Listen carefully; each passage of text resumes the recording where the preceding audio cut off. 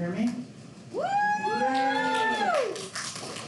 All right, I can't hold things and hold things, so unless I can just flip it to myself, that will work. I don't want to go through all this. All right, welcome to Skepticon 16. A little skeptical history. We started 17 years ago as a student-run conference in Springfield, Missouri at Missouri State University, and I wasn't there. And now we're here with you. We're an entirely volunteer-led organization. Everyone you see on stage and working in the background is volunteering their time and sanity to the event. Thank them when you see them. Thank you!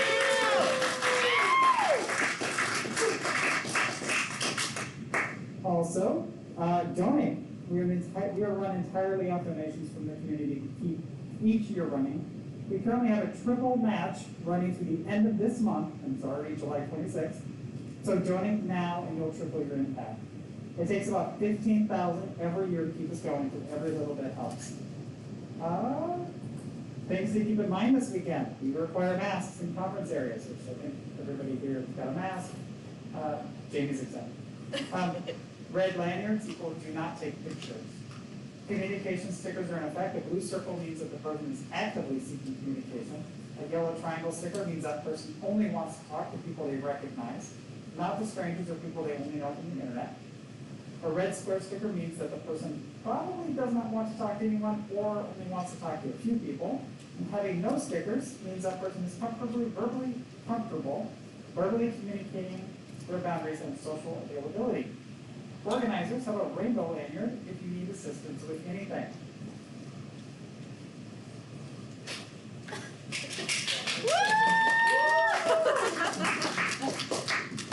I'm supposed to sprinkle these things in, so I'm going to say them now, but I'll say them later too. Donate, donate, donate. And raffle reminders. We have raffles for fun stuff that's on the merch table. There's actually a raffle tonight and then another raffle tomorrow. Different stuff with both raffles in case you're at both nights. All right, Skepticon is sponsored in part by the Military Association of Atheists and Free Thinkers, militaryatheists.org. There are atheists in foxholes. There are veterans in your local area who can contribute to and grow your local groups. There are many Americans who value and even defer to veteran voices, supporting your local military communities, working with local veterans organizations, visits to VA clinics and hospitals, and participating in Veterans Day and Memorial Day weekend events can enrich your local groups and reform the common and undeserved anti-atheist culture we struggle against. Let atheists in foxholes like at St. Louis VA Hospital and young troops in basic training at Fort Leonard Wood, Missouri, know there is a supportive community of skeptics and non-theists out for them. Find more information at militaryatheists.org.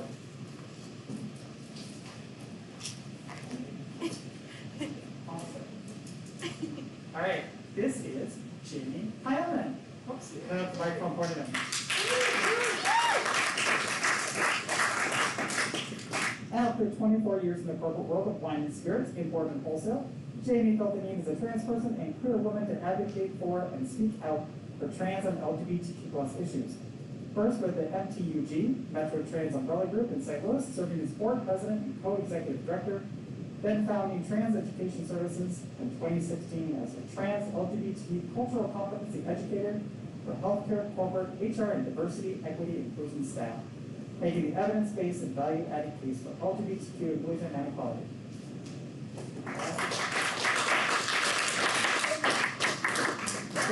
They're from Zenny, they're funny. Zenny should sponsor. They're decorative, right? Jamie is a member of WPAP, World Professional Association for Transgender Health. Thank you. And WPAP, GEI, Global Education Initiative Foundations Training, and also a professional member of AASECT, the American Association of Sexuality Educators, Counselors, and Therapists, a board member of Planned Parenthood Great Rivers, awesome. Member Board of Directors for the St. Louis LGBTQ Chamber of Commerce, lecturer at the Brown School Sexuality Education Specialization, Washington University in St. Louis, published author and public speaker. Oh my God, this is a lot of stuff. And I'm going to get off stage and welcome Jamie.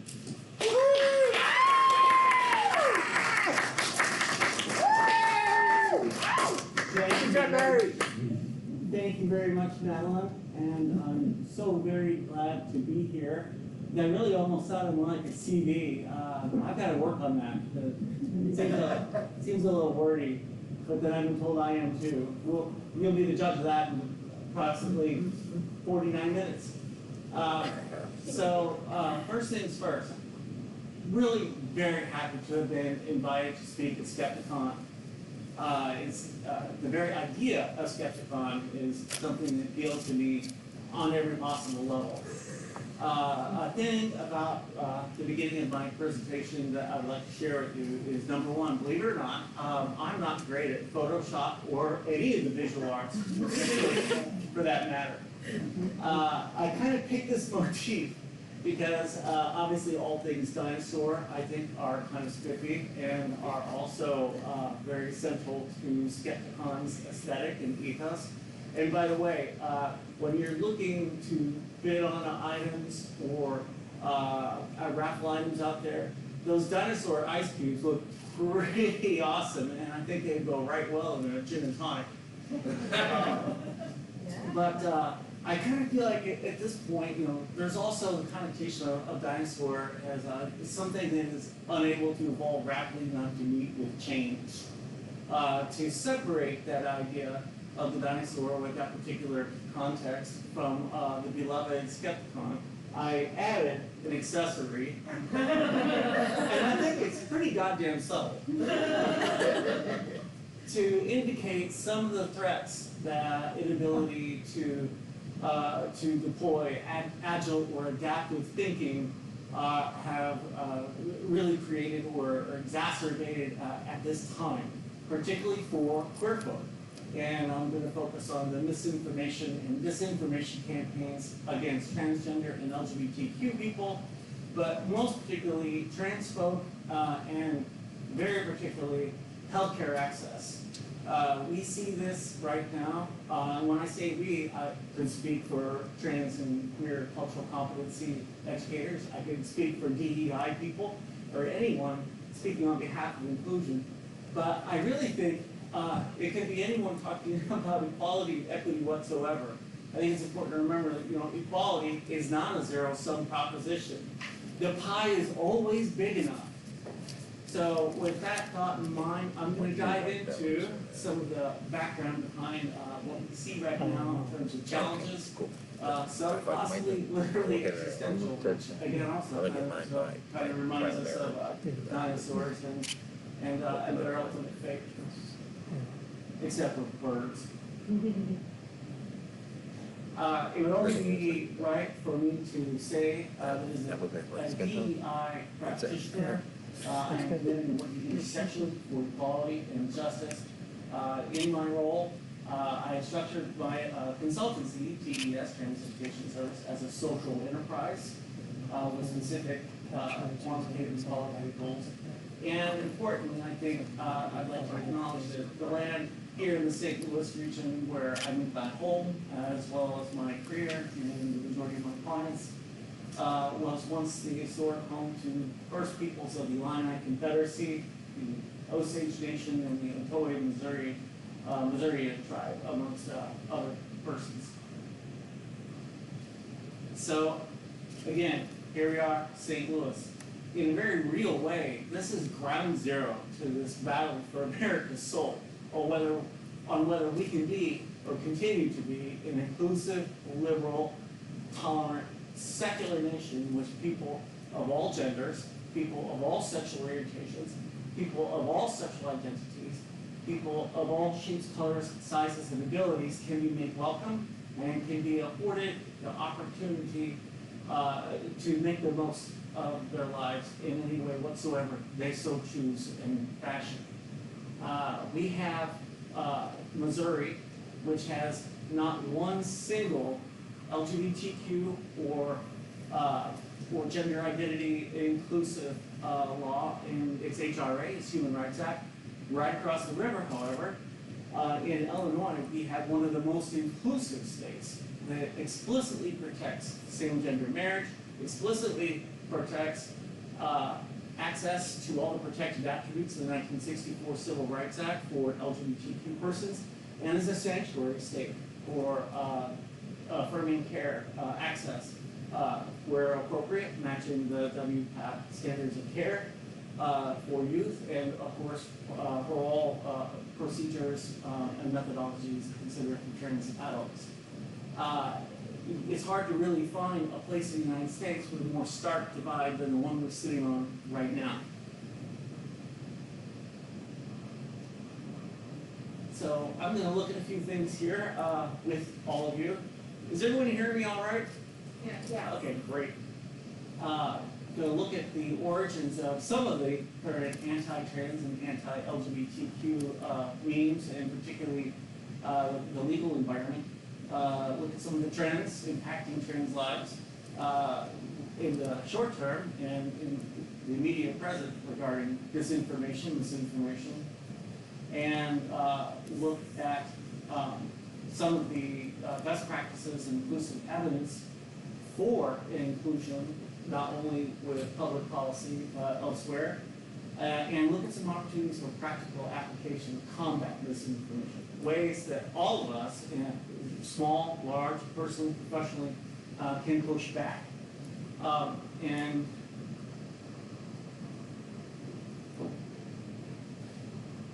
also, it kind of tickled me, this being Skepticon 16 and the idea of 16. As a Gen Xer, I can't help but remember coming of age into a sexuality in which I didn't know anybody trans. I didn't know anybody who was same gender attracted as a trans person. But I do remember songs like Kisses, Knights in Satan's Service, for those who remember, the evangelical campaign against KISS. They could not have bought publicity like that. They literally, them and their record company could not have purchased it. Christine 16, about lusting for a 16-year-old.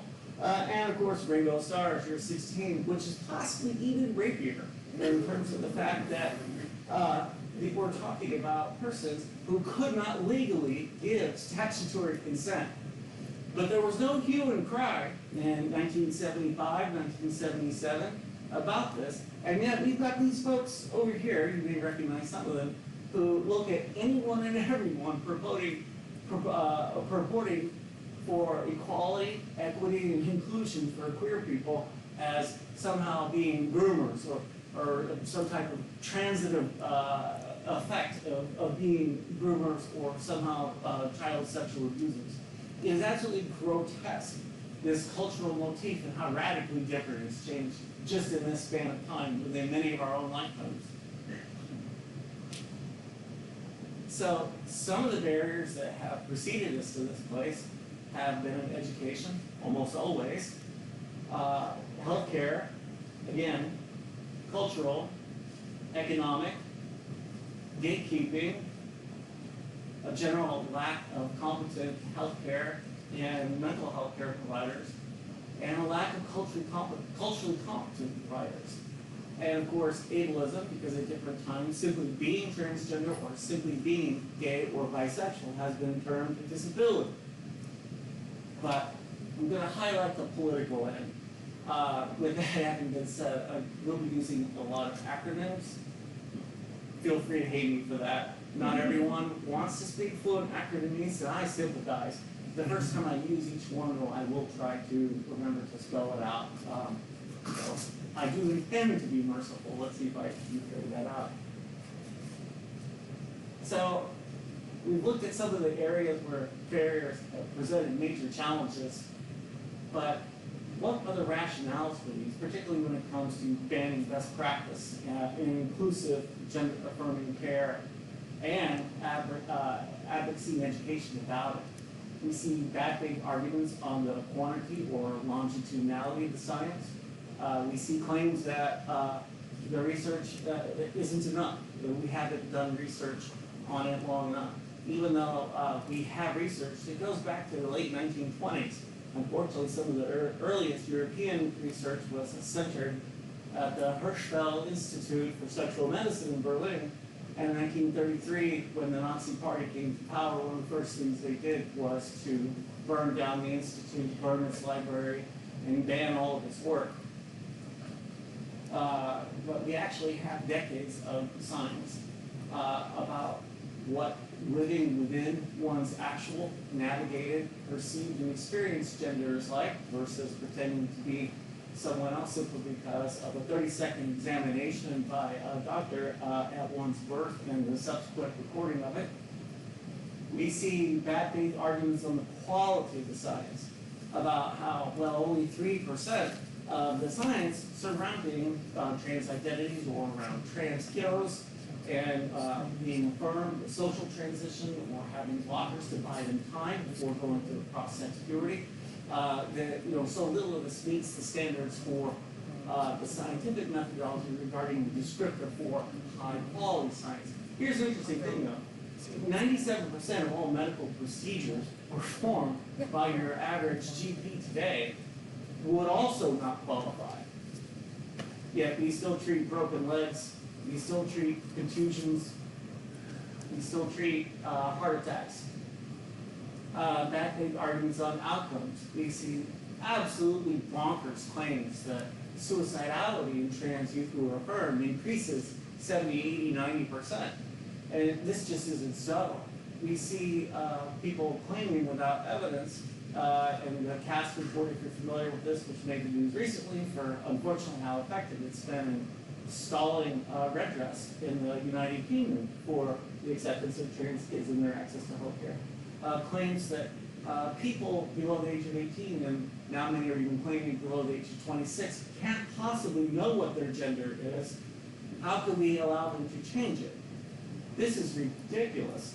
Most persons between the ages of 3 and 5 are not only aware of their gender, but are aware of how gender is expressed socially and culturally. 2-year-olds that are barely verbal can point out what is a boy toy and what is a girl toy.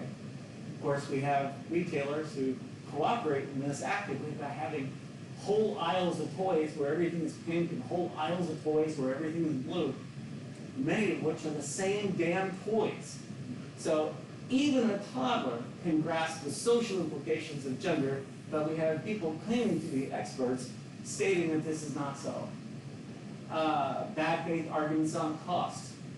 When trans people were summarily kicked out of the military, one of the reasons listed was it will cost too much money. I'm thinking we spend more on our military and security forces than every other nation on earth combined. Literally. This country spends 52% of the global defense and security budget, but we can't afford to buy kids 2, 3, 4 years of time.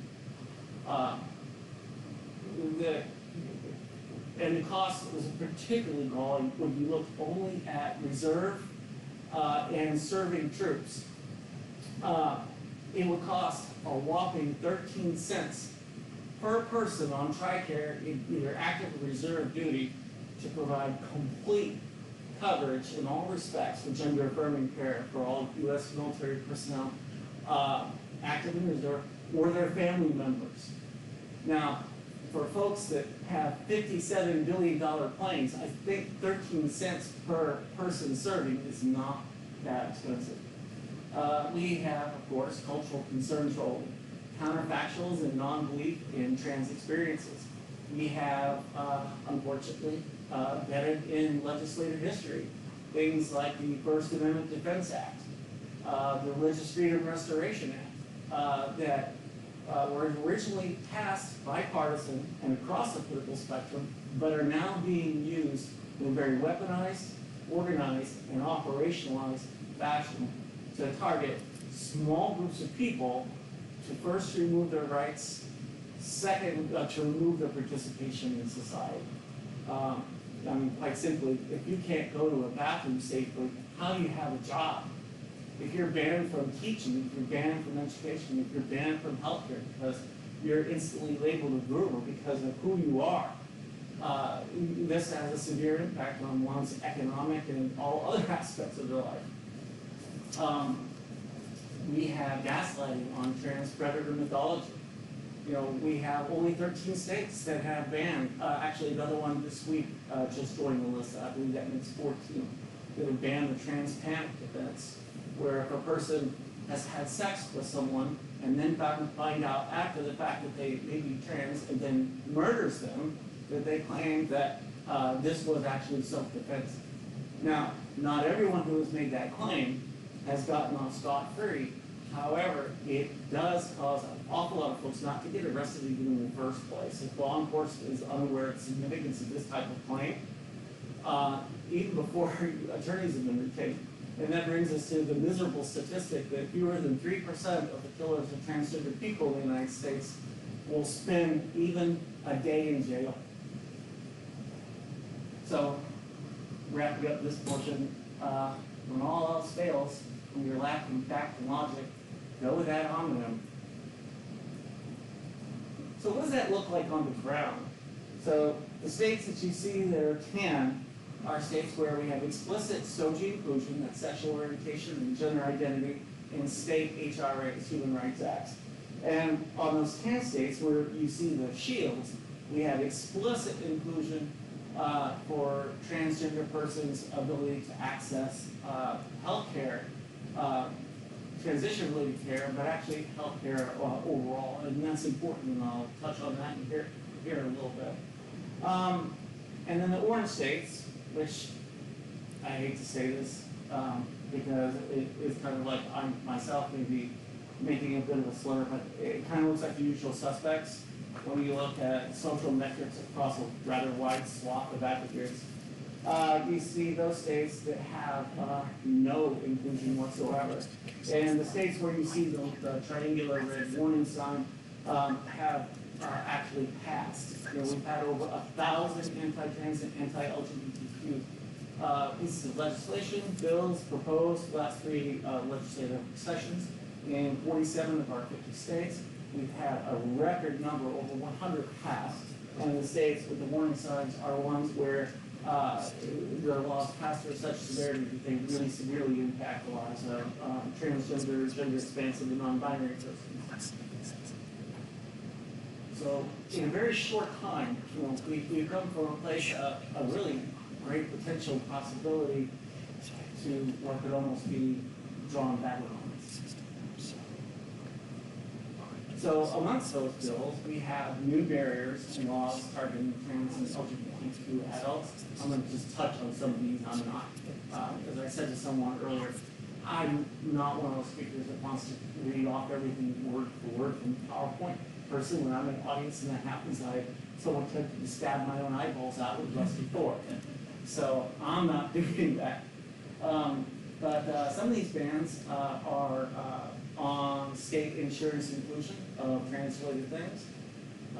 This could be from something as benign as hormone replacement therapy for trans adults, or something that has now been made to be political and made to be controversial, such as buying times for young people, buying some time for them in terms of their development with puberty blockers. Bans on inclusion of trans procedures with CMS models, so that would be the federal coverage models for Medicaid and Medicare, that are really important because, you know, if you're not in the industry and haven't studied this, you might not know. In most private industry, where all of our employer-determined healthcare packages and insurance come from, they are largely based on coverage models that are CMS inclusive. So it really matters because a lot of the big corporations will look at those because adhering to those generally will cost them less money in litigation down the road.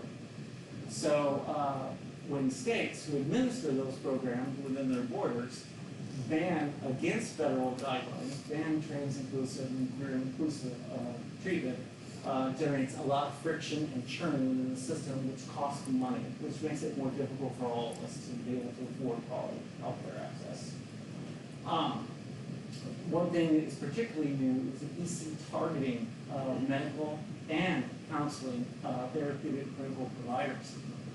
Some of this is stealth bans by poison pill legislation like you see here in Missouri, with a liability for up to 15 years after treatment and possibly $1.5 million awards, you know, which put a real chill on folks providing health care to trans patients of any age. We also see a lot of insurance companies reviewing their policies with educators, advocates, and clinicians. And you know the chilling effect that that puts on if someone doesn't feel like they have adequate or are unable to get insurance, they're not going to provide that particular service line in their care to patients. They may not even choose to continue to practice in this state. And we have seen some clinicians moving across the river to the Metro East so that they can continue to serve their patients. We also see a return of the trans broken elbow syndrome.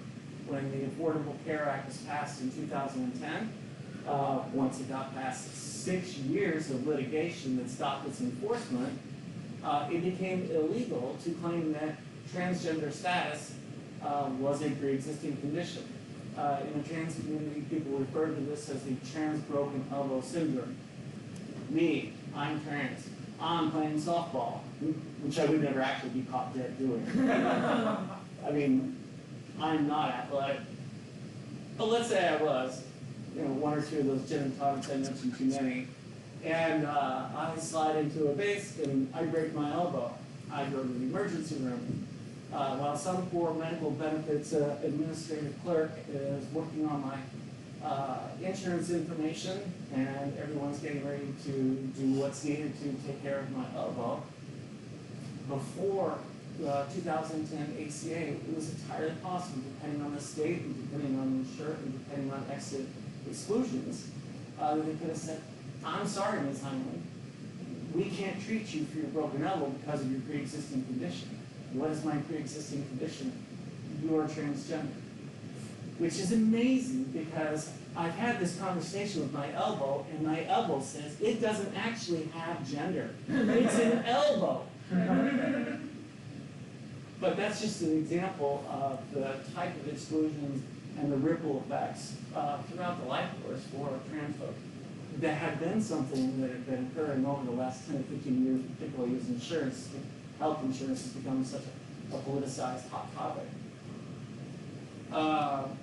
Other barriers, we now see state HRAs, Human Rights Acts, specifically excluding or attempting to exclude sexual orientation and gender identity from various attributes that are specifically covered in the 1964 Civil Rights Act. These include housing, healthcare, education, public accommodation, and of course, higher employment.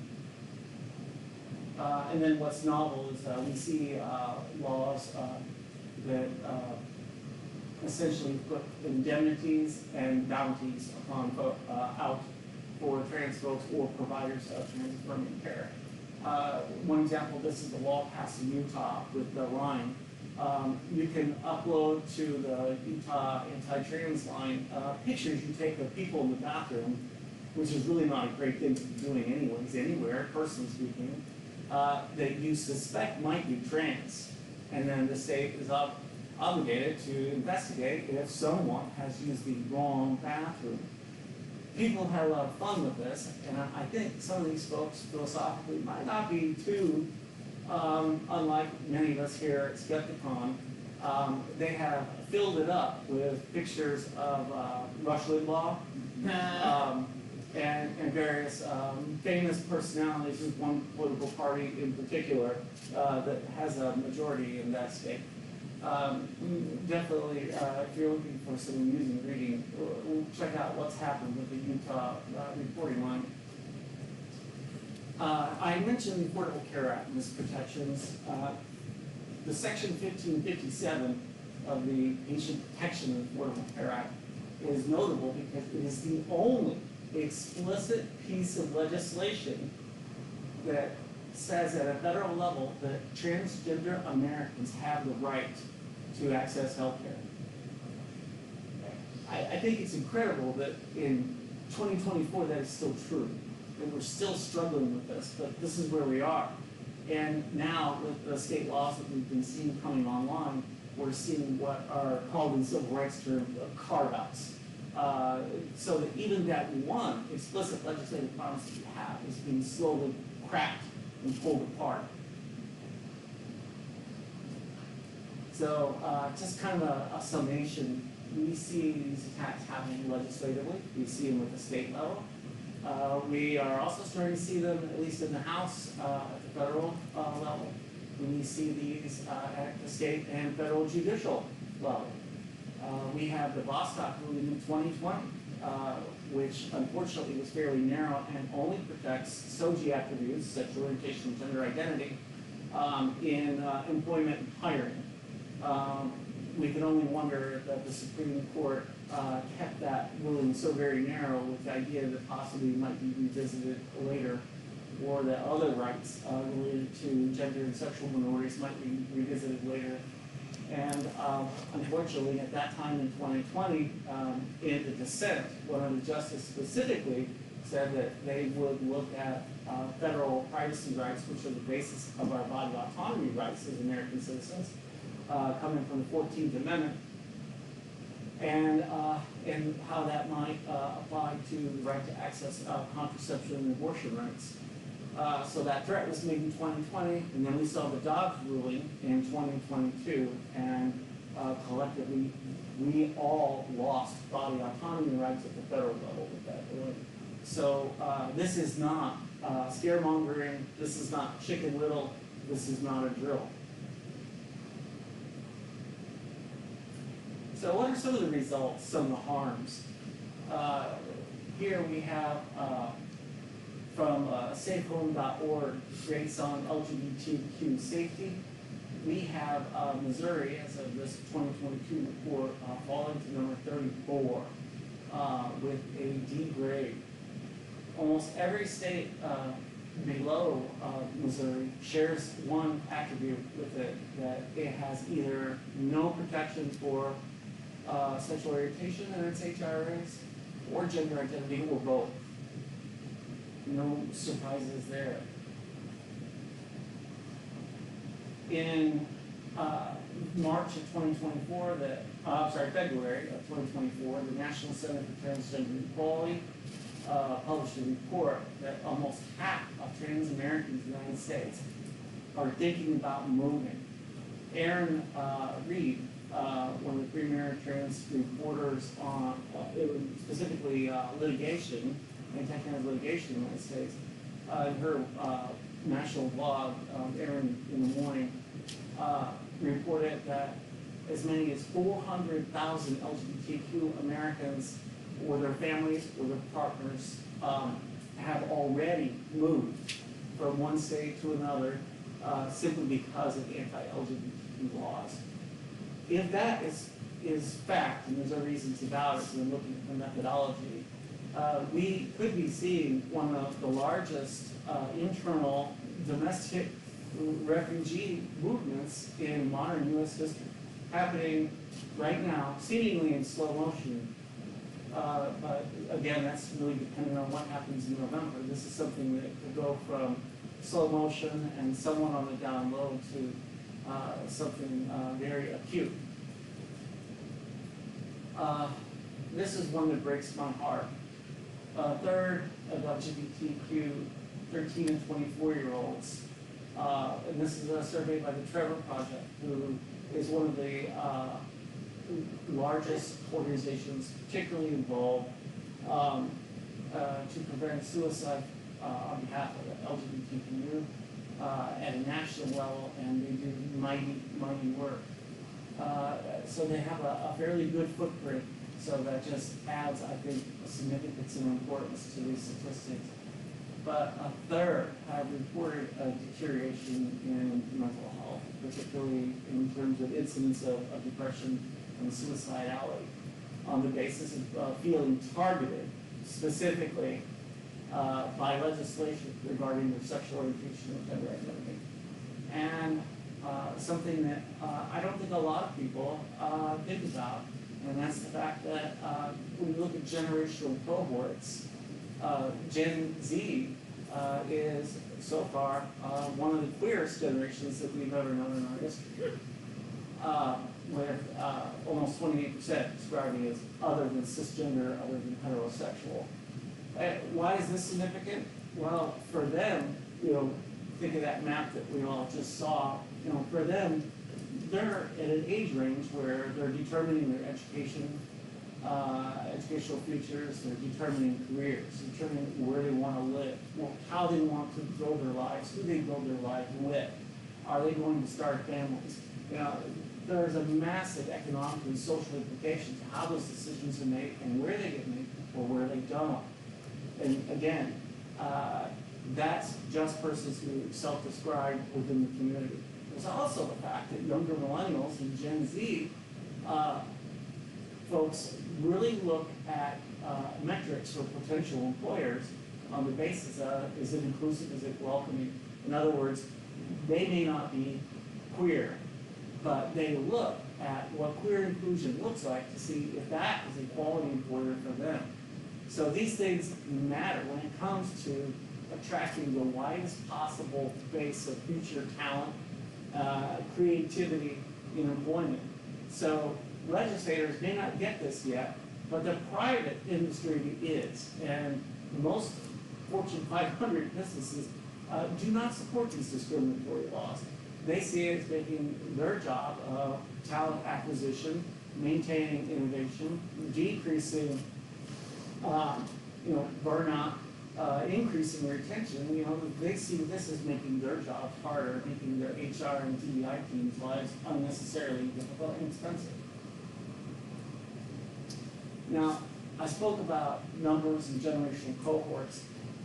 We shouldn't really have to, as a community, constantly claiming how many of us there are as part of a plea that we are worthy of coverage under basic civil rights and human rights law. Yet here we are. So looking at Williams Institute of LGBTQ Studies at UCLA, some of the providers of the highest quality metadata regarding LGBTQ demos and statistics, we see 7.6% of the US population.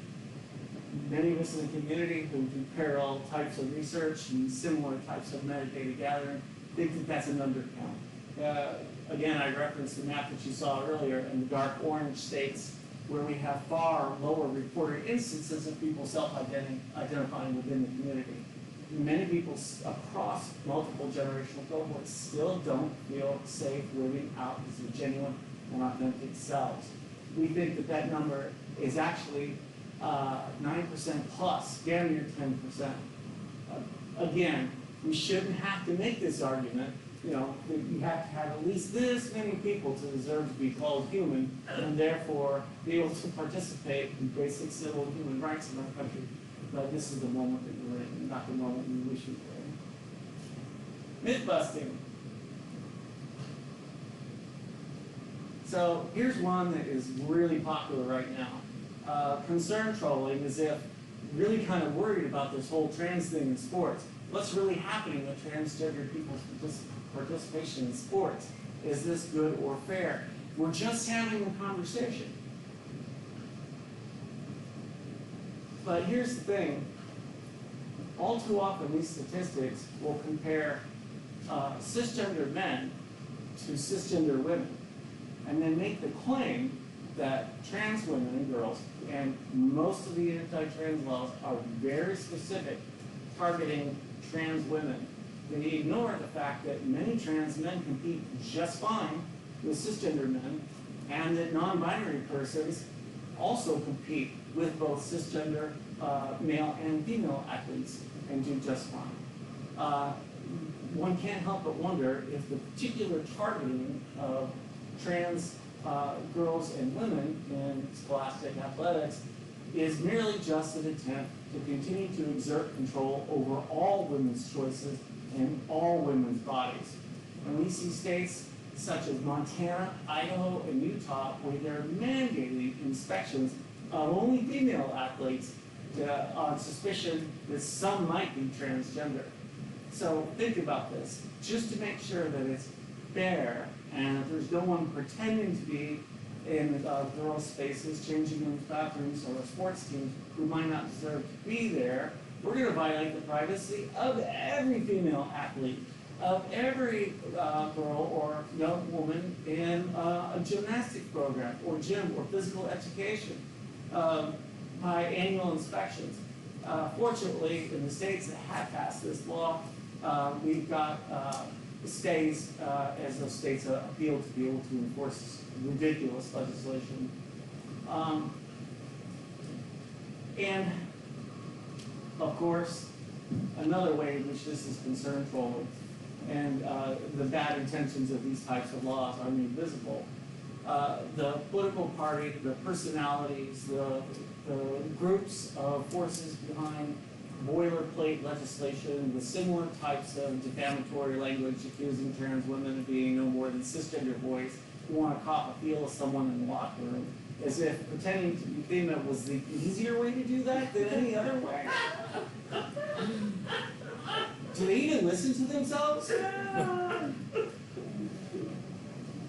But these personalities and their movements and their funders betray themselves in another way, in that if they're so concerned about girls' athletics, about women's sports, where have they been on legislation and litigation over the last 40 years to try to get funding parity since the 1973 Title IX and Title X?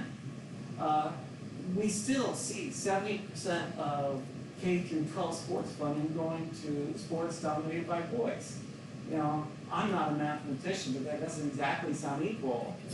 And we see this across the country in states red and blue, north and south. And if they're concerned for the long-term benefit of girls and women from a sports lens is so strong, what about this? A recent survey of 400 women from 4 continents who are all in leadership roles in government or business, managerial or executive levels. 49% of them have participated in sports, 52% at the college level, but over their lifetime, 94%. Think about the importance of the sports experience to these women, and they just asked women in leadership roles. Why would we not want to make sure that all girls and women have as much access and as easy access to quality sports experiences if it's this positive and has this much benefit? Instead, we're seeing the opposite. And also, when it comes to sports, girls are 8 times more likely to tear their ACL ligament than boys, and more likely to receive other injuries. We see when it comes to professional football and college football, lots of coverage on TCIs, traumatic cranial injuries. And yes, in high school sports, we see that football, dominated by young men and boys, produces the most TCI injuries. But we see cheerleading, largely dominated by young women, as the second highest sport in athletic activity producing TCI injuries. You know, but the football players are wearing heavy, thick, protective nylon clothes. They're wearing body armor. They're wearing padding. They're wearing helmets. But young women and girls are wearing miniskirts and camisole tops. So why aren't these folks complaining about this when they're trying to police girls and women's bodies simply to keep trans people out of sports? Crickets. Don't trans women have biological advantages? I'm getting very close to time, so I'm just going to say this. There are a lot of studies that claim that there are advantages versus that have a cross-sex puberty in terms of bone density and muscle mass. However, many of those are flawed. Many of them don't actually look at the actual physical characteristics and performance metrics of trans girls. They just compare the metrics for cisgender boys and compare them to cisgender girls, stipulate that a transgender girl is the same thing as a cisgender boy. This is terrible science.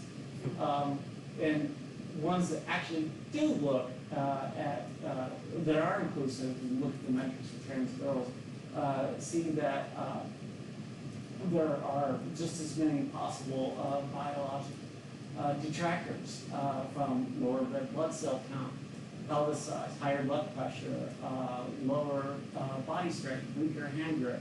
And that's compared averages to averages from trans to cisgender female youth athletes. So I'm going to wrap up this regarding that particular myth. I will at least let you see the other ones I was going to address about how trans kids don't exist Not true. I was once a 5-year-old trans kid in deep southern Illinois in 1973, and if I had the language to talk about my experiences and someone I thought I could trust, I would have. I didn't. And that kind of world is the one that we have worked to end, so that today's kids do have someone that they can talk to, that they can speak to, and can live as a genuine author themselves, and don't have to spend so much time hating themselves. That's what we're working towards. Let this be a hitch in the road on the path to that world, and hopefully some of what I've shared with you in terms of being aware of these barriers and some of the things that you can do to oppose this and get us back on track, you'll be able to take home with you for practical application and hopefully careful consideration. I thank you very much for being here. It was definitely my pleasure. And for those of you not from St. Louis, I hope you enjoy it. It's really rather a nice place after I just got done defaming the legislation of the state. I want to state that for the record. Thank you very much.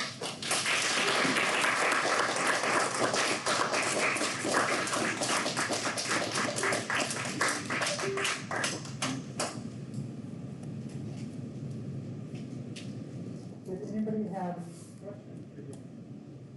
I'm happy to answer anything I can. Oh, hang on.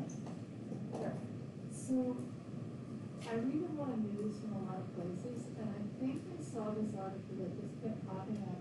And I think it was from The Economist, but I'm not sure. That was basically talking about how, there was something where they were saying that people who were gathering statistics about gender people and transitioning, and they weren't being completely honest, and something about it that's the kind of stuff you're talking about. So that particular Economist article, and over the last 14 months, 3 different articles kind of attacking trans experiences and even the existence of trans people have been published. If it's the one that I'm thinking of, it's one that very particularly was reviewing the outcomes from the WPATH files, which intimated that WPATH is not actually a scientific organization, it's a cabal or cult. I'm actually a WPATH member. I'm one of only 3% of the membership who are educators. Everyone else is a doctor or a research scientist, a medical doctor, research scientist, or some type of medical clinician or psychotherapeutic clinician. So their best practice is currently on SOC 8, the Standards of Care 8, is based on treatment modalities that go back 59 years. And one thing that has been consistent with this is that where affirming care, as best as it was known at the time, and we've seen improvements all along the way, continually results in decreased rates of depression, anxiety, and most particularly suicidality. I think that that's an empirical that should be more highly weighted than others. The fewer 9-year-olds who contemplate taking their own lives, the better the world is, I believe. Thank you. Thank you. Sure.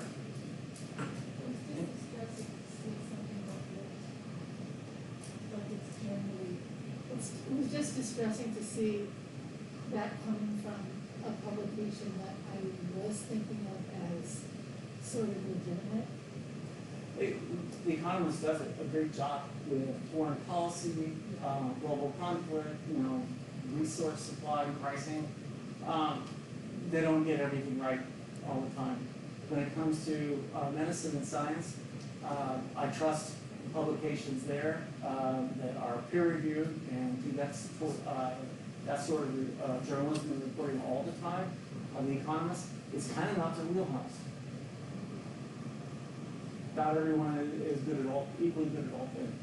Any other questions? If you let me have the other next 4 minutes, I'll say what I can. Just a joke. Oh, I'm not sure, did you have a question? I wanted to ask about the chilling effect, because I'm from South Carolina, we just passed a youth care ban, and in the aftermath of that, our adult primary care provider for adults has closed down its services for gender care. How can we best combat the chilling effect that follows some of these laws? So sometimes, those providers, they don't really have a choice when they're threatened with being dropped by their insurance providers. Or, other types of accreditation or licensure threats from the state. But when it comes to the chilling effect, people voluntarily surrendering those service lines and abandoning those patients, it's really important to remember this. All of these laws, banning this care for youth, are prima facie discriminatory, because all of them have carve-outs to make sure that all of these procedures are available for cisgender kids diagnosed with precocious puberty.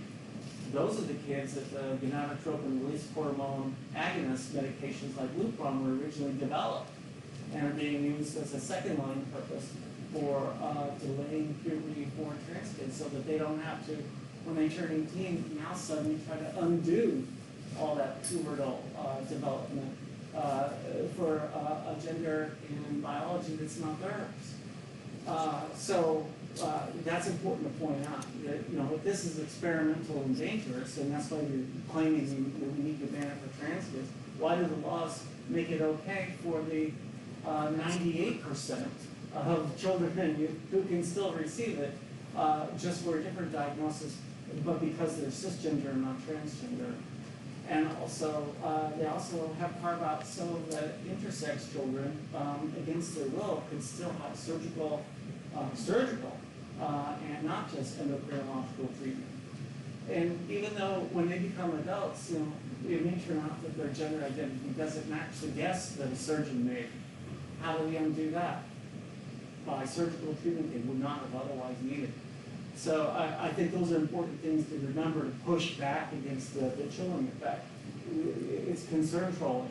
If it's bad for trans kids, why do these discriminatory laws protect these treatments for all other kids who make up 99% of the youth?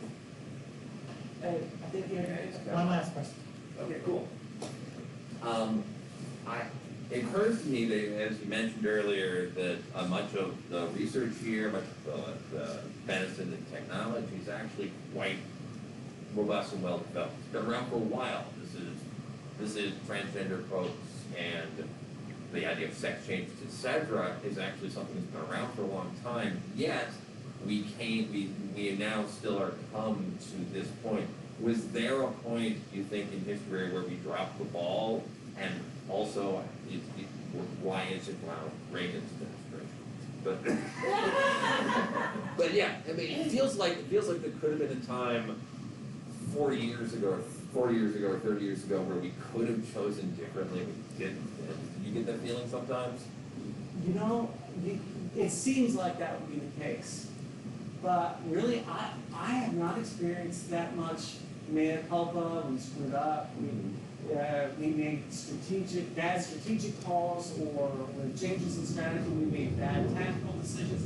I'm really not seeing that. This has all come up so suddenly, and so much of it is astroturf. There are like 3 or 4 legal advocacy organizations that are pushing the anti-trans and anti-LGBTQ legislation. That's why I use the term boilerplate, because it's the same language across 3 dozen different states. It comes from the Pacific Justice Institute, the Alliance Defending Freedom. We'll see ALEC, which is one of the largest purveyors of canned legislation on the Hill, and they own practically half of K Street. If you're familiar with how the sausage gets made in the House, particularly, this is not a majority opinion of most Americans. These are things that must be done. This is coming from a relatively small and fairly homogeneous and cohesive and very well-funded group. So, yeah, it's come as a surprise. A lot of LGBTQ advocates were not ready for this. Oh, really? After, decades of progress. For the first time, we've seen the approval of same-gender marriage, and equal rights for LGBTQ people go backwards. Between 2022 and 2024, we lost 5%, from 66 to 61% of Americans. It's shocking after 4 to 5 decades of a movement for equality to see retrograde motion. Exactly. Well, thank you again. I am definitely at 501. It's okay to blame me, everyone keeps doing that.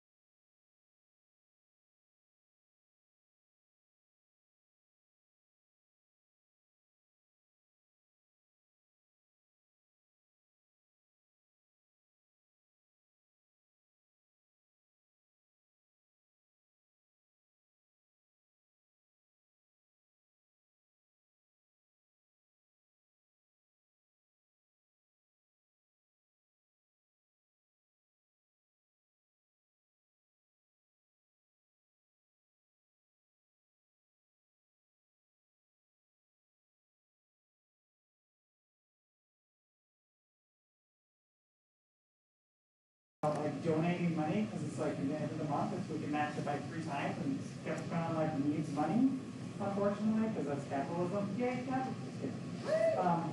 Also, reminder, there's a raffle tonight. Y'all were here for all of this, right? Okay, good. Did y'all know where the bathrooms were, by the way? Down that way in the grand ballroom, right on the left-hand side? Good, okay. All right, this is Debbie Goddard. Debbie Goddard has experience in secular and skeptic organizing, queer activism, and racial justice work. As a vice president for programs in American India, she helps develop campaigns for activists and affiliates, manages national programs, and coordinates the national convention. Also snaps and dances really well. She has also served with, Just direct. see it? With proof, demonstrable evidence. She has also served on the Board of Humanists International since 2020. Debbie previously worked at the Center for Inquiry, directing campus and community program in African Americans for Humanism at CFI. She launched a national billboard campaign highlighting Black free thinkers, coordinated an international campaign on blasphemy laws for expression, and organized the Women in Secularism 4 conference and the annual leadership conferences for local and campus leaders. Debbie, thank you so much for your patience.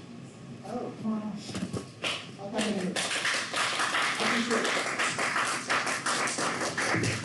everybody. It's good to be here. Woo. It's good to be here. Again. See how old this is. Whoa. Talk into your mic, please. Throws you off. It does, it's very weird.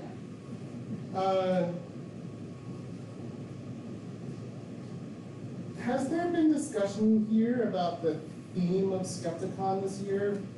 Not yet. I was misinformed. I was told there was a theme. So I wanted to write a presentation around the theme since I figured they would schedule me on opening night. It is Right there. Skepticon's Sweet 16th. Sweet 16. 16 Skepticons. And I was like, I don't have something for that. But I'll try to be creative and not just talk about why I don't like Sweet 16 movies. But let's see, what can I connect that to? That might be related in any way to this. And not just, the memories of 16 years of Skepticon, all the different places we've been, all the different times that have happened, all the different talks that have been given, all the different social fun. How many lost hours of sleep were spent talking to people out in hallways, and now into this, again, and whatever your feeling is. But that was last year's conversation. So, what I thought about was, and I'm using this as a lead-in, it's like anniversaries. Connectively, community. I'll tell you the end point. Community and conference is good. Now let's get there. Anniversaries. I don't really like birthdays either, but there's a big anniversary coming up, focused in a city I happen to live in, that I could talk about a lot. That city is named Philadelphia, Pennsylvania. I live there, I'm from there. I have strong feelings about it. And in 2026, not just in Philadelphia, but centered partly in Philadelphia, we, red-blooded Americans, are celebrating America's 250th anniversary, apparently.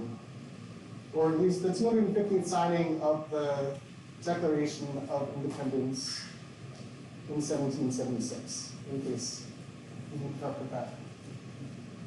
We're in 2024. That's supposed to be a big event in 2026. Oh, sorry, my bad. Someone's excited. Stuff to make it one side. Yeah.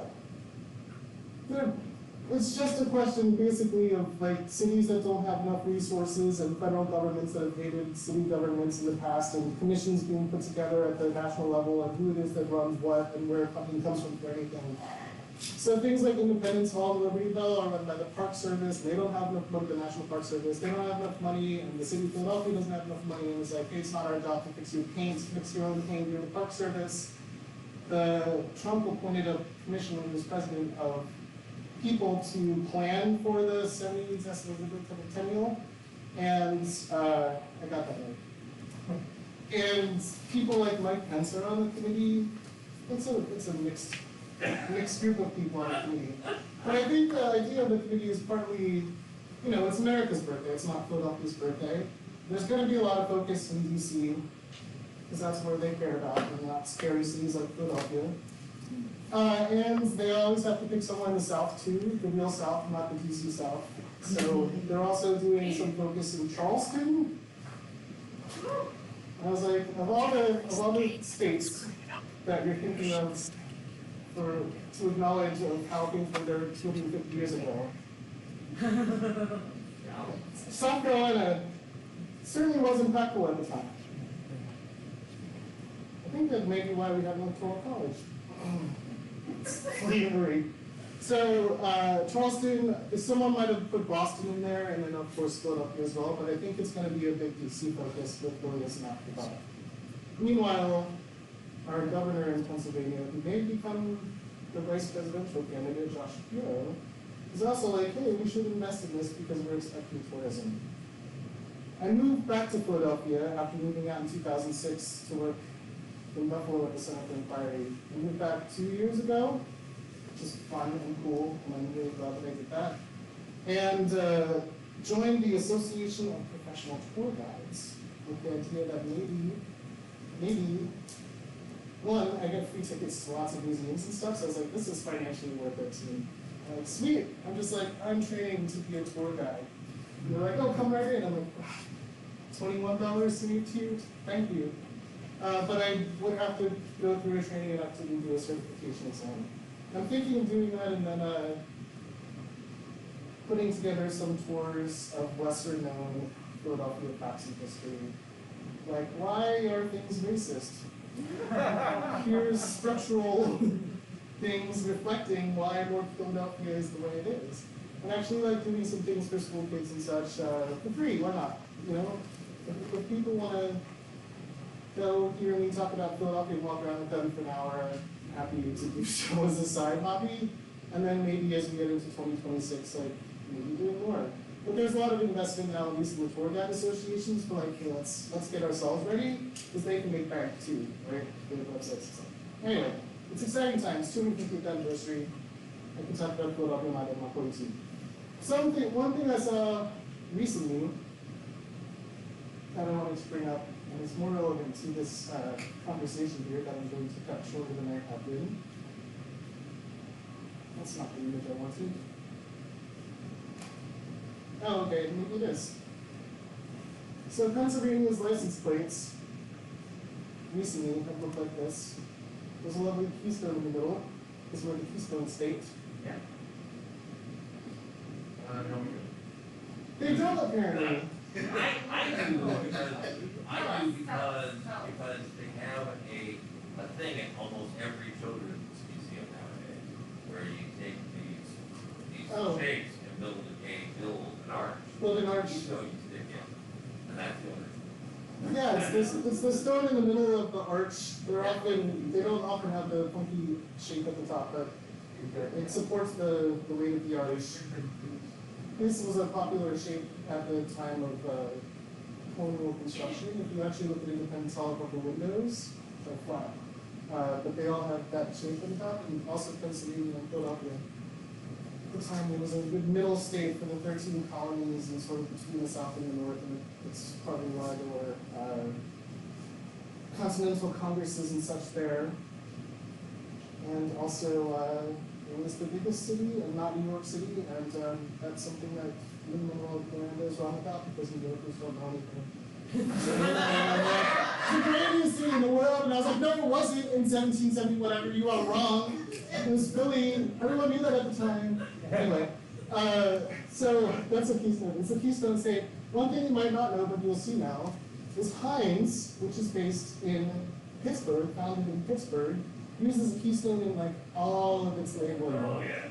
All of it. Ketchup bottle shape, the Heinz logo shape, sometimes if you pop the top of plastic ketchup bottles, it's a Heinz shape, like the keystone shape. It's everywhere. But yeah, it's Keystone State. It's changing from this. Now you learn more about Pennsylvania. It's changing from this though to this new design we announced. Pennsylvania, let freedom ring with the Liberty Bell, minus the yoke part in the background. Let freedom ring.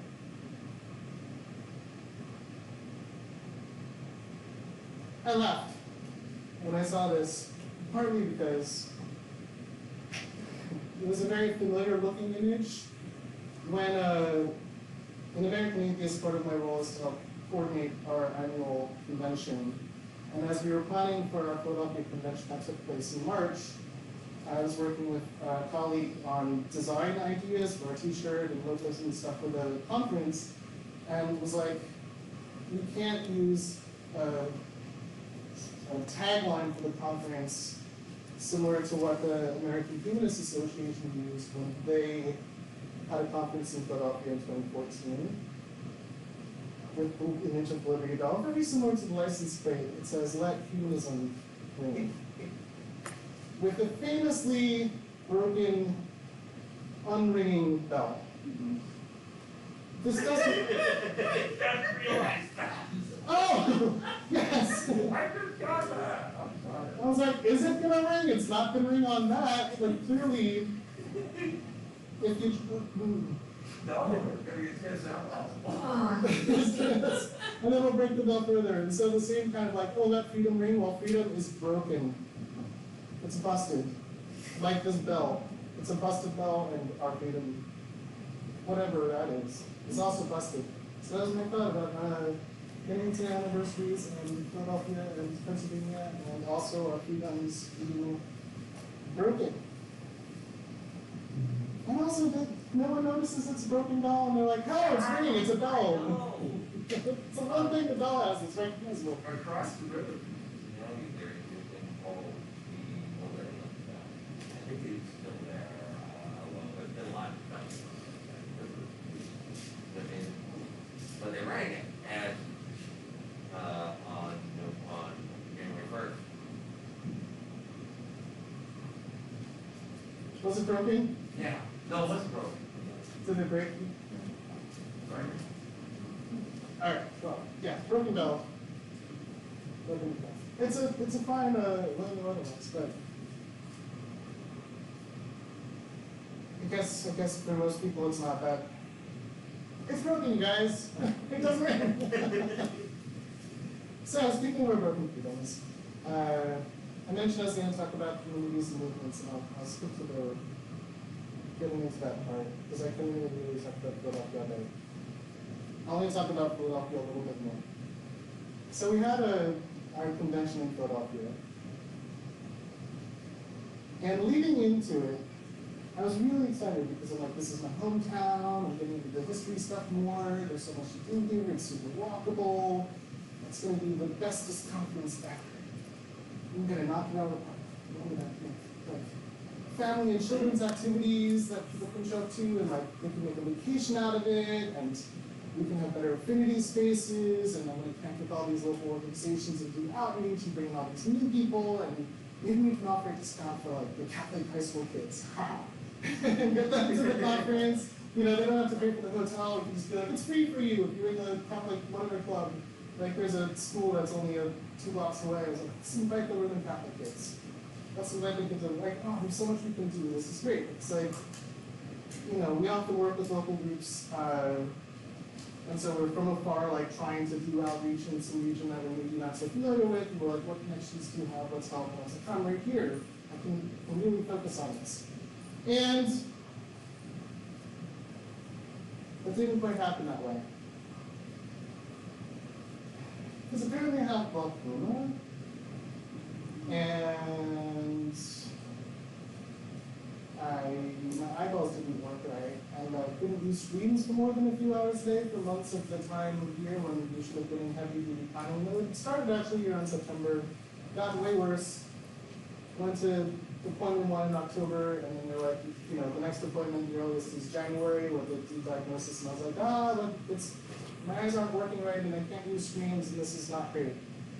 So that was a stressful anxiety-filled time of not just sliding behind on thinking of the new ideas that we could maybe bring to this conference and make it a really slam bang community event in different ways, but barely keeping on top of the standard things that we just have to do to make a convention happen.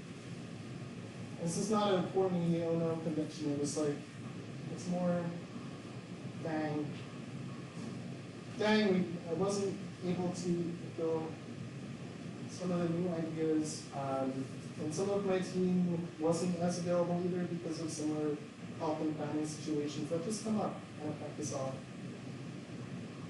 The conference happened, it was good. I had eye surgery in January. It's very good and worse. And the conference, the people who were there, had a great time. Cool. Didn't know the things that were sort of ideas that we put it down or thought about doing that we weren't able to do. The speakers were fantastic. I really liked especially the ex-Amish panel, which I really was hoping we got because trying to do some regionally relevant presentations and talks, and it was really impactful.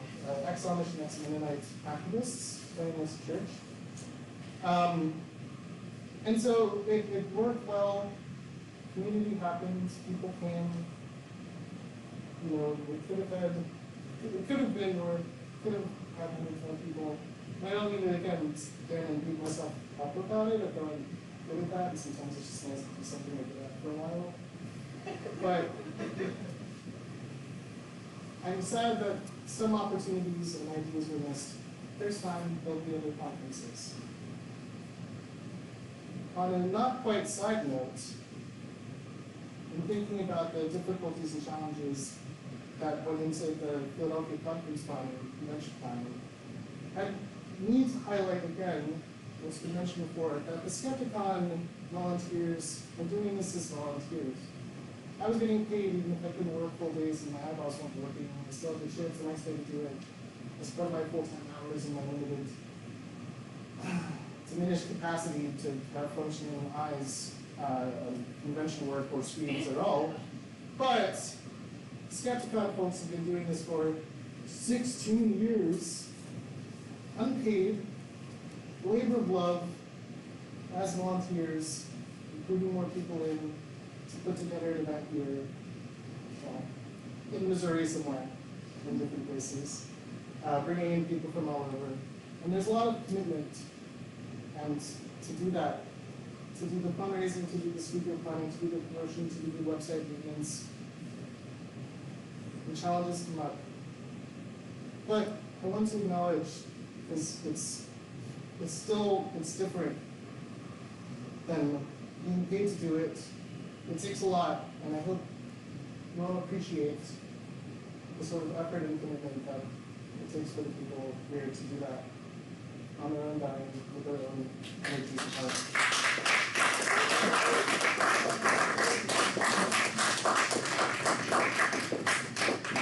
You can give your time and money too, if you'd like, to keep these things going and participate in the future.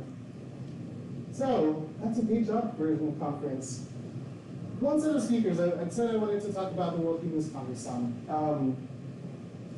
We don't always have the opportunity to bring in international speakers, even at the big national organization paid events, because flights are expensive. And these conferences, like we're not turning massive profits on these kinds of events. It's usually a question of just how much we're losing, because we want them to be accessible, and we know that not everyone has money. American Atheist has always, or at least for a very long time, offered, for example, like a $99 no questions asked general registration. You can register at the normal rate, which has increased for the first time in, I think, 12 years, from $249 to $299. It's just not meeting the pace of inflation. But kept the $99 no questions asked, low income registration rate. And there are discounted rates also for students and other groups. And if anyone ever calls and says, look, I really can't pay the $99, we're like, we volunteer at the event for a few hours. Like, we want you in there. We just also need to cover, like, we're getting speakers and we're getting the AV team and everything else, right? For a big hotel conference. So we're trying to make that the best we can without having to spend, like, sometimes It's $1,500 plus on one speaker coming in on an expensive flight from a different part of the world. But we had the opportunity this year to grab Leo Igwe.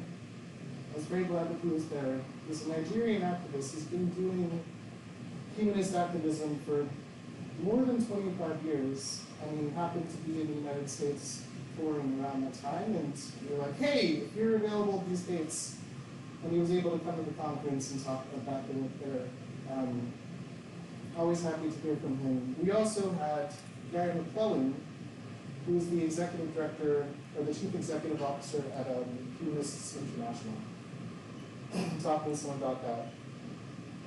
So what is Humanists International? Who here has heard of Humanists International?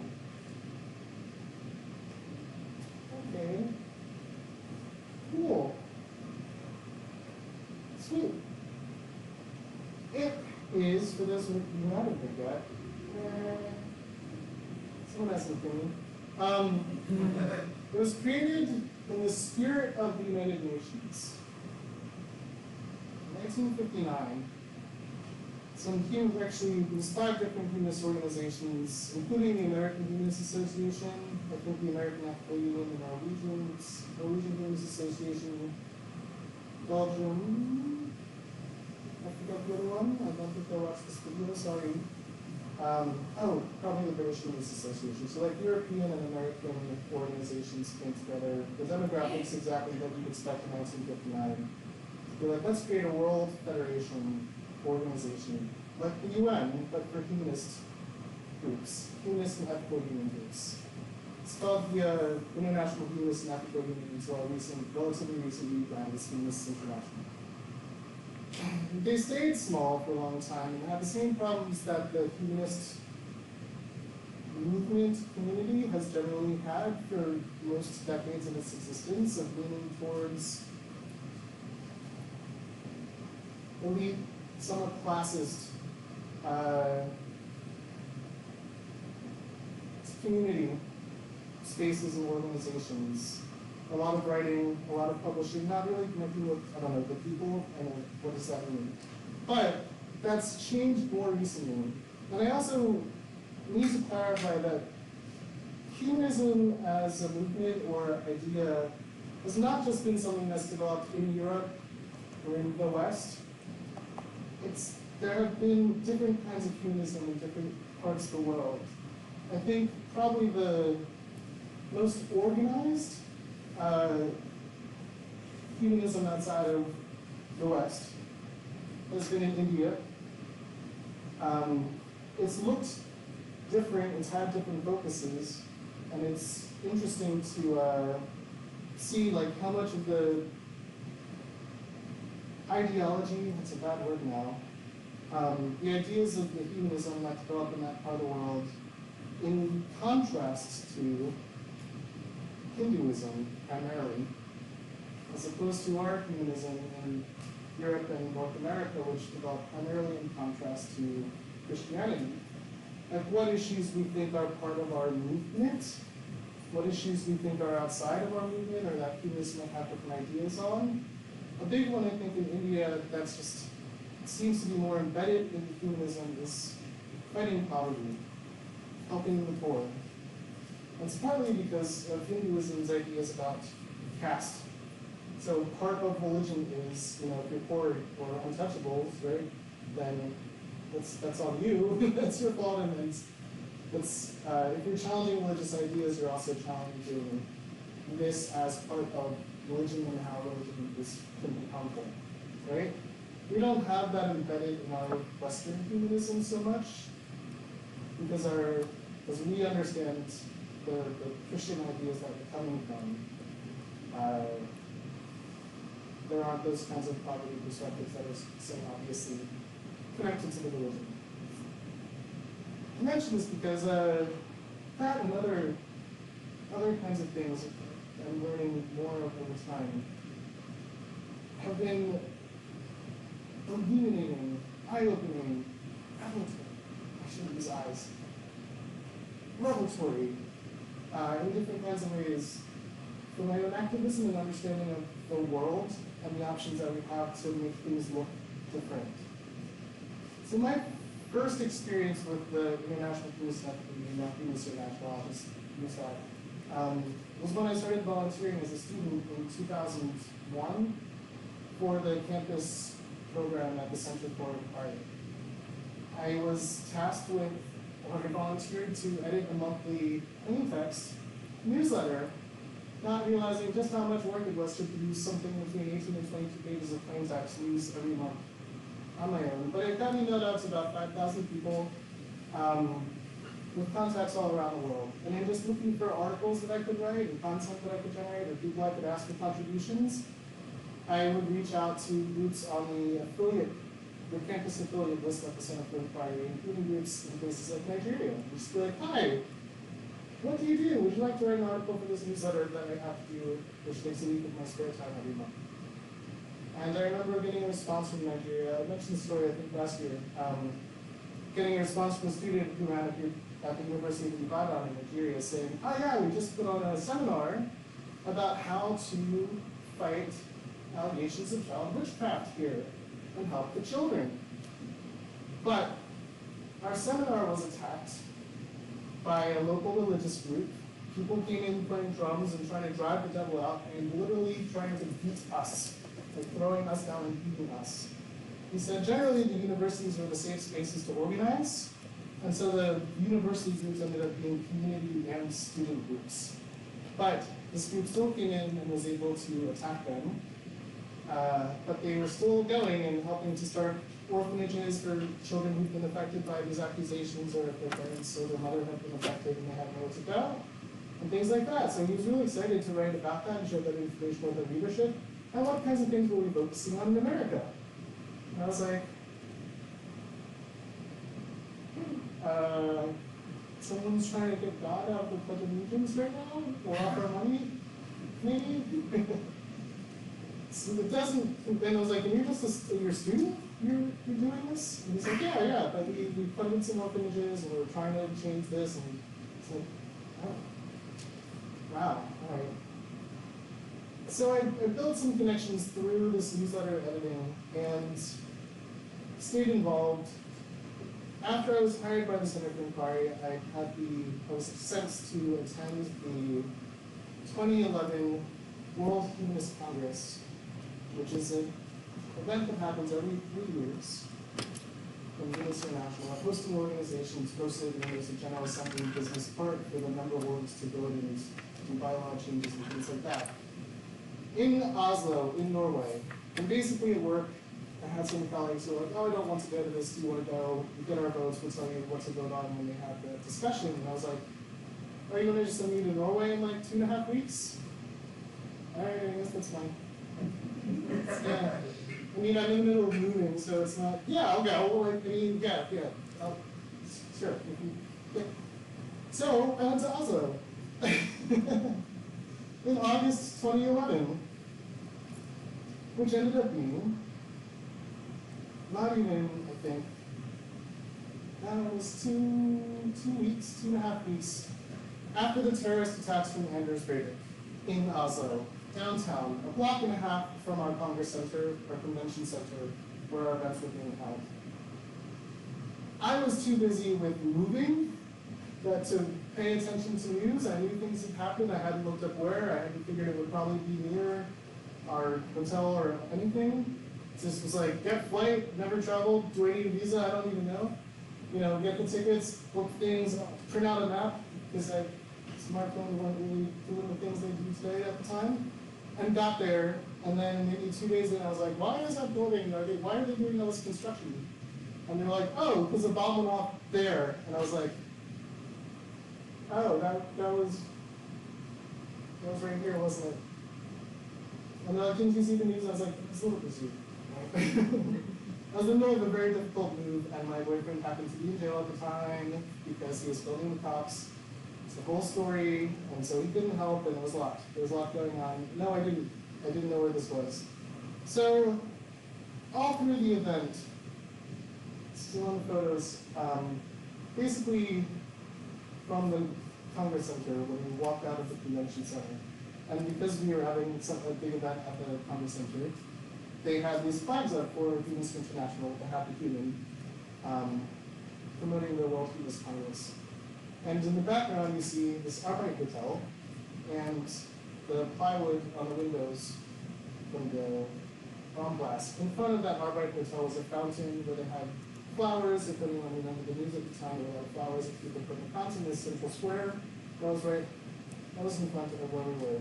Even in the rooms where we had meetings in the Congress Center, there was broken glass, or spidered glass, there was plywood in some of the windows where we had workshops. From this explosion that had happened before David went to camp and killed a bunch of other people. But from the explosion that happened very close to where our conference was. And the theme of the conference was humanism and peace. Every World Congress has a theme, and they try to put out resolutions because they like to do it. They like resolutions. They try to make big resolutions that capture policy of the moment. It was Norway, Peace Prize. So the theme was humanism and peace. And as we were in these rooms discussing, breakout stuff and listening to speakers, P.Z. Myers was there. I think Greg Epstein was there from the US as well. Someone else. But it was an international collection of speakers discussing peace in these rooms that had been affected, in this space that had been so affected by these terrorist attacks. One of the breakout workshops that I went in, which is for Young Humanists International, because I was in the 35 at the time, our focus in the discussion was on peace. And I was like, it's kind of cool. And when we started, there was the question, what do you think peace is? What is peace? I was like, it is not war. Either your country's at war or you have peace, sort of, kind of, mostly. And the US is complex. Things going on in different places, but it's basically not war. And everyone else is like, no, that's not what peace is. And I was like, what? Yeah, it is.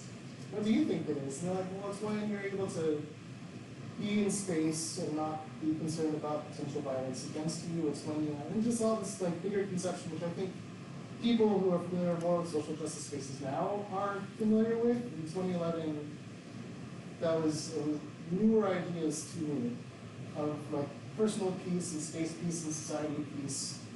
I wouldn't apply the word peace to those kinds of ideas previously. I still think that I would not, and maybe we generally don't. Let me know if I'm wrong.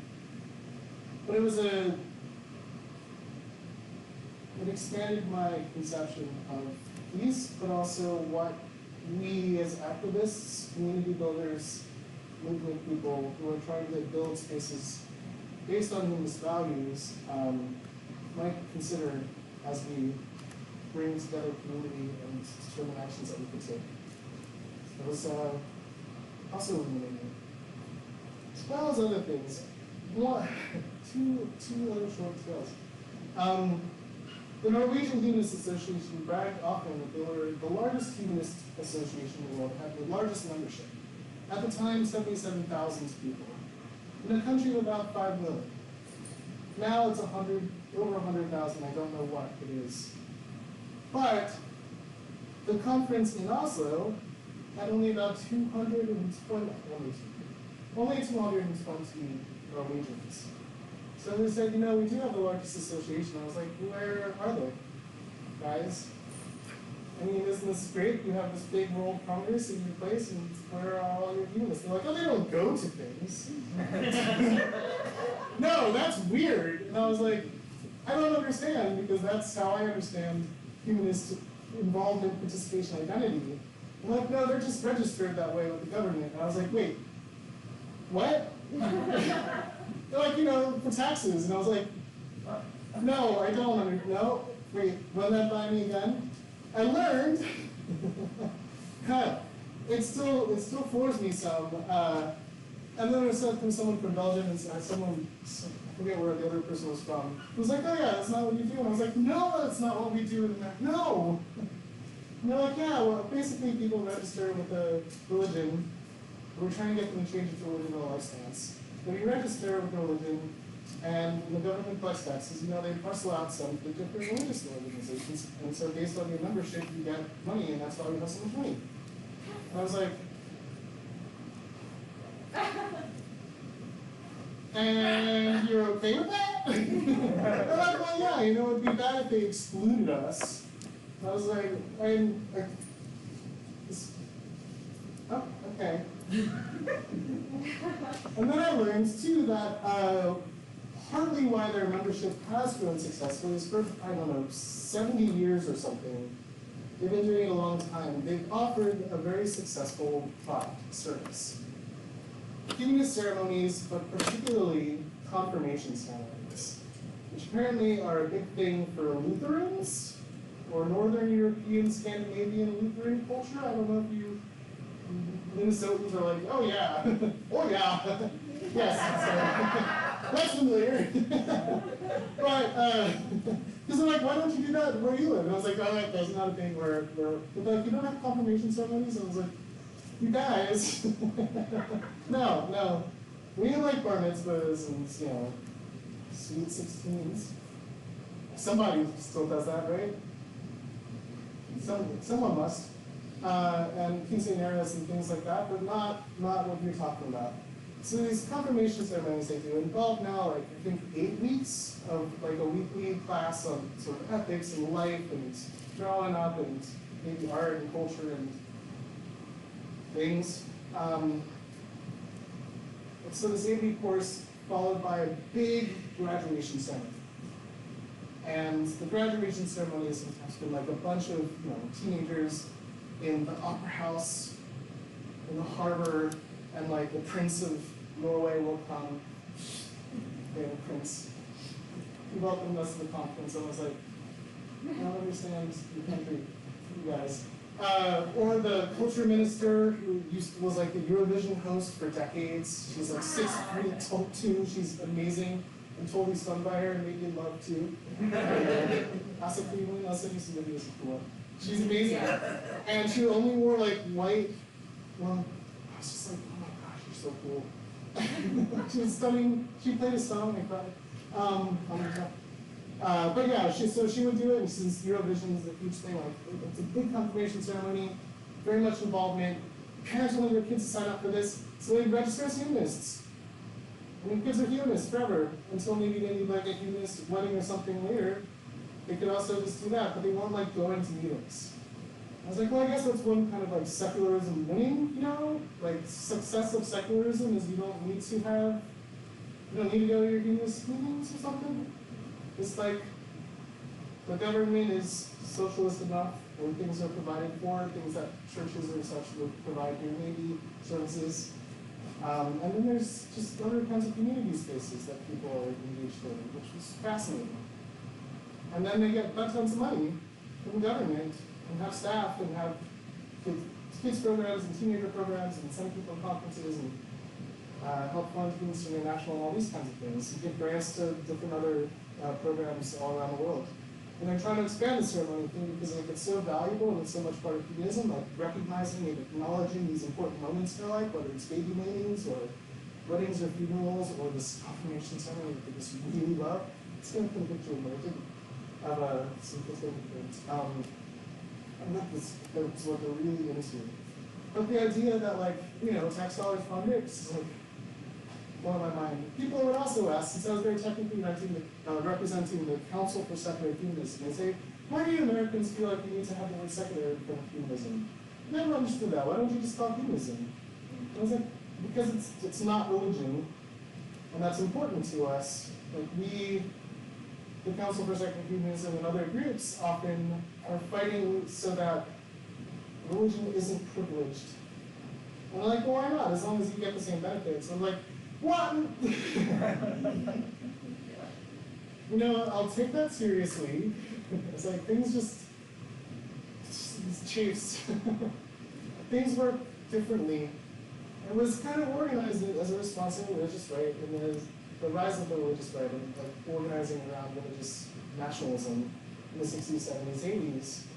And so the American Humanist Association was technically a religious organization until 20 years ago. And they did that basically so that they could have ministers who could legally perform marriages. Again, these ceremonies, these important life things, this providing a service. But other than that, no, we're fighting so that religion isn't privileged by our government, doesn't get special breaks or special tax breaks or things like that. But it's treated like a nonprofit, which is its own messy world, but no. And they're like, but why? Just, in Scotland, it's religion. We just want it to be like religion and life stance organizations, and that if schools have religious education, that they include humanism. And in such as, this idea of what humanism could be, which is still like, that's weird, guys. That's strange. I don't know. I don't think that feels weird. But besides that all, like, having the experience of going to these events and getting to meet the activists from different places, whether it was the Northern European organizations and their tax-funded humanist organizations, or the activists in difficult places like Liberia, Ghana, Nepal, parts of India, Middle East, South America, the different kinds of challenging environments that people felt was important to organize in to get this stuff done. I was able to attend the subsequent 2014 World Humanist Congress in Oxford, my second opportunity. In 2017, they unfortunately had to cancel it. It was going to be in Brazil, but there were some issues with the economy and such. In 2020, they also unfortunately had to cancel that. It was going to be here in the US, hosted by the American Humanist Association in Miami. That was canceled. At our online event in 2020, I was encouraged to run for the board of Humanist International because there aren't that many organization staff members, who had experience attending World Humanist Congresses and such, and I've been to a couple, and worked as a student volunteer with some of the members when I was collecting articles. So they're like, you're familiar with our stuff, do you want to run on our board? So I was able to join the board at the online General Assembly in 2020, which is really interesting, and I was reelected last year. So I got to be, actually I'm meeting earlier today, which is why I've been attending the earlier workshops.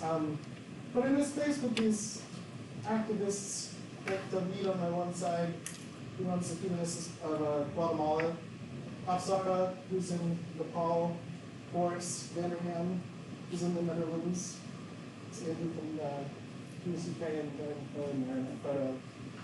Ross from Ghana and others who are doing, again, hard work, different kinds of things. I'm on the WhatsApp now, because they're like, why don't Americans use WhatsApp? And I was like, yeah, why don't we? Right? With the people that I've got the chance to meet at all these different kinds of events and learning about the different work they do. Just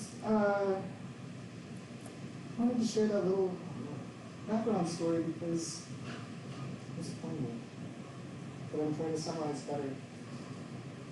I've met some cool people. I've been inspired by the work that they do, and I'm not just saying like, inspo porn, look at these hardworking people, I get to do this. But things go wrong in so many different kinds of ways in so many places, or just like sometimes are really rough for people. The activist from Ghana, Roz, who's on the board, Roz Mold, has had a really hard time finding a job after losing hers because she's been involved in the LGBTQ activism in Ghana and been outspoken in public. There are queer people, of course, being killed in Ghana now, and the government just super made homosexuality illegal, I believe. A lot of the efforts in places like Ghana, in Poland, Russia, and other places that have moved to more strictly ban LGBTQ people or activity have been supported by US-based organizations like the Alliance to County Freedom, based in Arizona. We go to South America and we're like, hey, we're going to help you get rid of abortion. And we go to Poland and we're like, hey, we're going to help you criminalize gay people because they're wrecking your society. And we go to God and like, we're going to help you pass a bill. That's us, you guys. That's the U.S. sending one of our biggest exports out to harm people in places all over the world. And yet, the networks that some of these activists are helping build, the people that they're helping support, the kind of work that they're engaged in, again, like, we support each other, I guess, is a way to say it without sounding like, oh, I just want to give back. No. We're supporting each other through all kinds of things, but it also helps me recognize the privileges that we see as we become more concerned that we're losing. But then I see that more often that how much other people don't have. And that when things change, how hard people work to get things taken away. It's like one of those benefits for younger activists been working with activists with decades of experience, or elders, you know? Not to say the elders are always right, or the younger activists should stop doing their thing, but just to be like, you saw how things worked 50 years ago, and you kept going, and sometimes they got worse, and sometimes they got better, and sometimes they got better, but you had to work really hard so that they didn't get worse again. Just understanding, I guess, the context of like timelines change, and the actions that we can take that have an impact, and how important it is that we understand, most of us, like how much support we need so that we can function and stay in the game, and stay in these fights, and do what we can for a global change. So I mentioned this, I wanted to share more information about this, partly because American atheists, under Nick Fish's leadership when he became president half a dozen years ago now, he was interested in getting more involved with Humanists International, knowing that groups that we were fighting here, like the Alliance Defending Freedom, have their tentacles in all of these other places around the world. But the work we do here in the US, on policy and all these other things, doesn't just affect us here in the US. Now it's American atheists, so it's not our job to be like police and everywhere in the world, but we can connect and communicate and contribute. You know, show up to the occasional UN meeting if we need to or whatever. Help with a lot of different kinds of things. So after he started, we got to go to Iceland to a general assembly in 2019. Because he's like, you've been to these, do you want to come to Iceland with me? And maybe introduce me to some people. I'm like, yeah, I guess. Fly me to Iceland. No, there's real benefit. Like, yeah, yes. Also, is this my job? Like, see, you guys are awesome. Yeah, I mean, that's cool. That's cool. Go travel here. Just gonna go to Iceland for work. Introduce people know. It was really also just sweet. And Iceland wasn't far from Philadelphia, or North Jersey at the time. So that was cool also just giving me a chance to do a relatively quick trip and be like, oh shit, it's free time all the time here right now. Yeah. I'm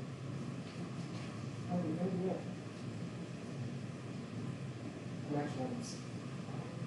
Just summarize more quickly. 1. American Atheists Next Convention is in Minneapolis. I'm saying Minnesota like it's the whole state. Minneapolis. If you like help us get that out, I don't live there, and I probably won't get diagnosed with glaucoma again because I've happened already. But this is Stephanie Span, and I'm going to he's around here somewhere, and some people approve. We're putting, we're going to have a good, I think, host group of coordinators on the ground who are going to help make this awesome, right? And if you have ideas, if you're in Minneapolis, Minnesota, if you're or not, or you're just like, you know what, I always wanted to see at a convention, or you know I've seen before that I wish I saw more of, talk to Stephanie, talk to me, talk to Ben, let us know. We have rooms. I mean, when you get these hotel conferences, often you have rooms that are empty for most of it until you put affinity rooms or breakouts or things. We have some space. We have people coming in. We'd like to do outreach more effectively, and we'd like to use the convention itself as a good tool for supporting this community. supporting growing this community. So let us know, have chat with us. So that'll be Easter 2025. Easter Sunday is 420 for those of you who can remember that easily, if you can still remember things well. That's 420. In 2026, American Atheists will be hosting the World Humanist Congress, likely with some support from the American Humanist Association and potentially some other groups, but not as much support as I wish we had. It would be nice to have grant money to be able to bring in people from different parts of the world for this kind of event that can't otherwise come. A challenge there is we're not sure who's going to be president and how travel will be impacted by these things. But at least in the US, where we don't need a visa to travel, we don't, come to DC if you like. And also, if you have ideas or things that you have been interested in or questions or anything like that, let me know. We have to really dial up our planning right now over the next 8 months to get a lot of things locked down. These application processes can take a really long time, so we really need to have the convention sort of in place more quickly than usual. But we're looking to make that worthwhile for US attendees. A concern I've had is that American atheists, I'm not saying you're all American atheists, but in our community, there are many atheist activists who haven't really cared much about the international scene. They care about the things that affect them, their area. We even get emails sometimes when we're like, evangelical Christian adoption agency won't let this Catholic couple adopt. And maybe 4 people will be like, who cares, they're Catholic? And it's do you not understand policy, you guys? That can affect you. So this is how we work on policy change. It's not about the couple. You maybe don't understand this yet. We need to do some more education work. In this, I think figuring out how to make this serve the needs of our community as well as international community, and there'll be a lot of breakouts and other things, but having moments for interaction, educational opportunities, and making sure that there's content, maybe even in webinars, leading up to these events. Content in Minnesota where we hopefully will invite people from the Norwegian Humanist Association, and hopefully they can fund themselves to go there, because again, I hear there's a lot of Norwegian things there, and they can participate and talk to you about ceremonies probably. But yeah, helping us wrap our weird isolationist-y culturally country more into understanding what the heck is going on out there, because what we do here we're a big country and we're powerful. A lot of our things here do impact other parts of the world. So understanding that better. And the last 2, 3 things, short. One, if you write, if you're like, well, what am I going to do? I'm not going to help plan a conference. If you write and you're interested in maybe interviewing some of the international groupie activists and stuff, we're always looking for content for our magazine, and this kind of more of our constituents and members who we can talk to more directly know about what the humanist leader is doing in Ghana and what things their group is doing to challenge the laws there, and what David is doing in Guatemala or whatever. Having these different profiles, what are the biggest issues they face and how do they work and what are their demographics or whatever. We can do that in print form and online with some photos. I think that would be really great for helping educate our own community, sharing some of the stories from out there. And so let me know if you are interested in doing something like that, and it's not a rush kind of thing. You could be like, I'm going to write 2 articles the next year. Fantastic. We'll put that online or in a magazine. If you are part of a local group, we also are kicking off a twinning program in September, partnering local groups with some of the national organizations out there for 1 year with kind of guided questions that you can share. So you can do Zoom meetings or online things and talk about stuff like, what are some of the biggest issues you face? What are your demographics like? Do you have younger people involved? How long has your group been around? Different things like that, so people can just connect with groups from outside of the US. We have I've talked to groups in Belgium, Norway, Ghana, Nepal is board, Guatemala, Brazil, and a few others that are like ready to go. What we figure is we'll trial run it sort of for a year with maybe, depending on how many people want to sign up, half dozen or so groups.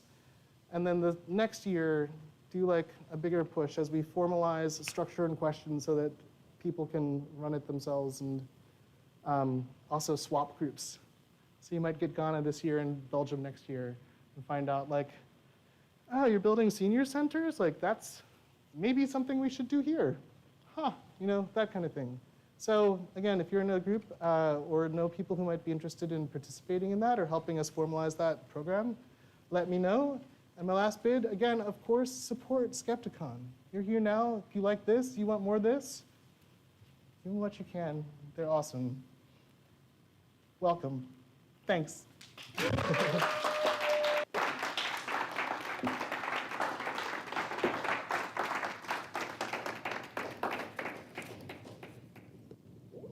Oh, I was supposed to talk about how freedom's broken. Freedom's broken, y'all out there. I made it come in a full circle. It was going to come in a circle. There was really a plan, and I whiffed it. Freedom. What does freedom mean? And peace. There you go. It's done now. You can draw the connection.